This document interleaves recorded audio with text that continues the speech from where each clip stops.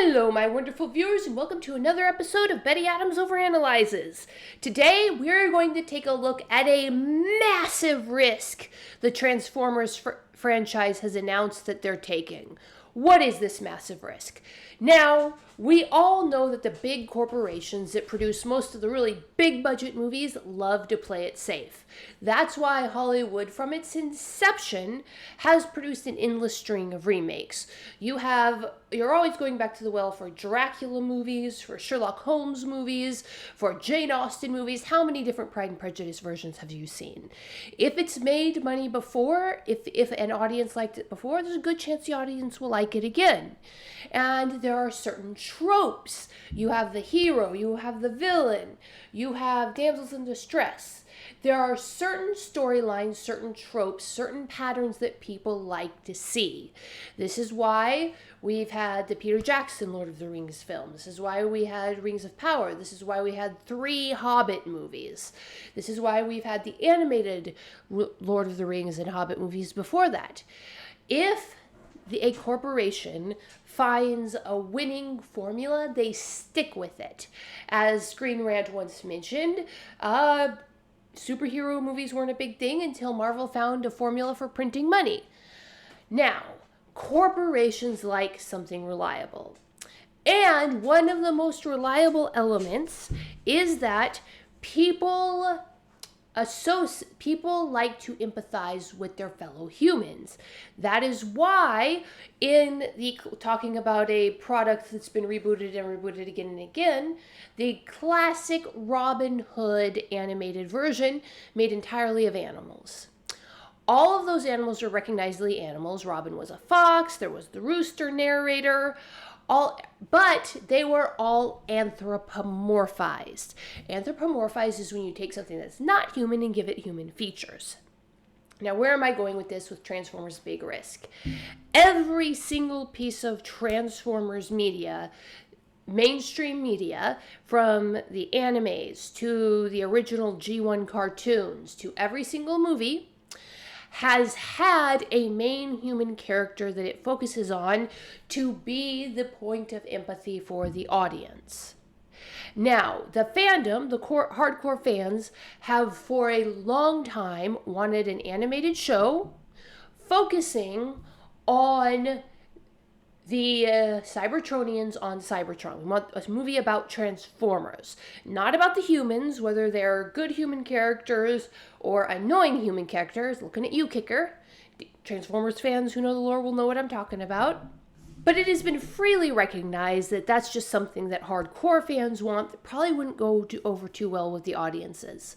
But lo and behold, we got the announcement over the string of announcements over the past few years, culminating in the announcement of Chris Hemsworth playing a young Optimus Prime Orion Pax, is that Hasbro, Paramount, Nickelodeon are jointly coming together. So we have 3 massive, cautious corporations springing the money for a full-length, mainstream, animated Transformers movie set entirely on Cybertron.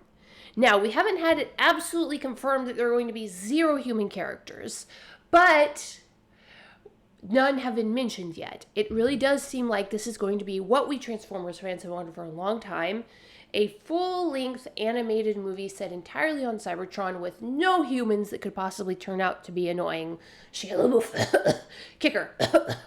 Annoying distractions from the giant robots punching each other. Because ultimately, that is what this series boils down to. Giant robots punching each other. This movie seems we're going to start with giant robots talking to each other before it devolves into giant robots punching each other. But hey, the point is this. If the animated movie Transformers 1 is what they're saying it is, that means we're not going to get any humans mucking it up. Now, this really got me thinking, and I asked myself, has there ever been a big budget general audiences movie with no humans? Now, you have the obvious answers, documentaries, but those aren't really movies. A documentary that focuses specifically on the deep ocean trenches, you're probably going to be flashing back and forth between the scientists and the researchers, and it will focus at least a little bit on the researchers who brought you this information. But documentaries are documentaries. They're their own thing. We watch them for different reasons.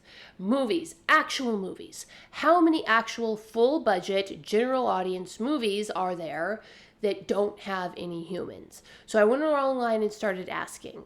Google got me a list of results, but these were all children's movies aimed specifically at children's, and for the most part, they fell into one of three categories. Animal movies like The Lion King. There are no humans in The Lion King. Humans are not referenced in The Lion King. But the animals are highly anthropomorphized. They are emotionally humans. And as you remember from the famous Nala Simba scene, they have been given very human-like expressions.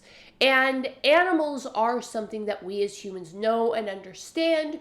We have subroutines in our brains specifically dedicated to sympathizing and empathizing with animals. And again, they're children's movies. They're not mainstream general audience movies. So category 1, movies like The Lion King, set firmly on Earth with highly anthropomorphized animals. I include in this category the Cars franchise, where you have these super anthropomorphized cars. Humans have a relationship with our cars that's very similar to our relationship with animals, so I kind of count them in the same category. Then you have your category 2, which is post-apocalyptic horror, and you have some very interesting entries in these, including the movie 9, which has no humans in it, but humans are the background. They are the driving force. It was a human who created these 9 robots, and it's implied that they carry his human soul, and they live in the shadow of a human world. And they are, in fact, humanoid. They've got 2 eyes. They've got basically human-shaped bodies. So they're basically human. Then you have the third category, movies that are set on alien or fantastic worlds. And the list of these is very, very short. You have The Dark Crystal, Fantastic Planet,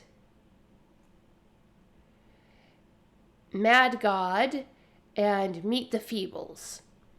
So there are 4 movies that just barely fit into this category of a completely alien world with no humans.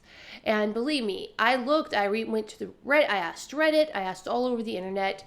There are at best 4. And at worst, only 1 movie, The Dark Crystal, that I could find.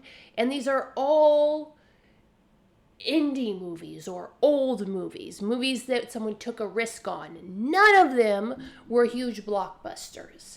None of them succeeded very well. So I could not find a single example of a movie that had absolutely 0 humans, that focused entirely on aliens, that was made for a wide audience, and that really truly succeeded.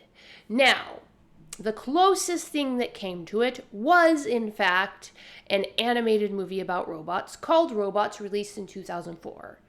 So, with Hasbro, Paramount, Nickelodeon stepping out and making the movie Transformers 1, they are taking a massive risk. They are basing their success on one moderately successful movie from 2004. That's the audience they're going for. And the Robots movie was still a children's movie, aimed specifically at children's, something selling wholesomeness and adventure to children. So families are pretty much guaranteed to bring their children to the theaters for that. The Transformers movie is going to be aimed at an older audience. It's going to be talking about politics and division and war and civil war. So you're looking at a slightly older audience, even though the kids are still going to come with their parents. So this really is going to be unique. No other theater has successfully pulled off a science fiction fantasy movie aimed at that general audience, designed to bring adults into the theater sans their children, in addition to the regular family audiences, in either an animated or a live action format. And I just think that's utterly fascinating.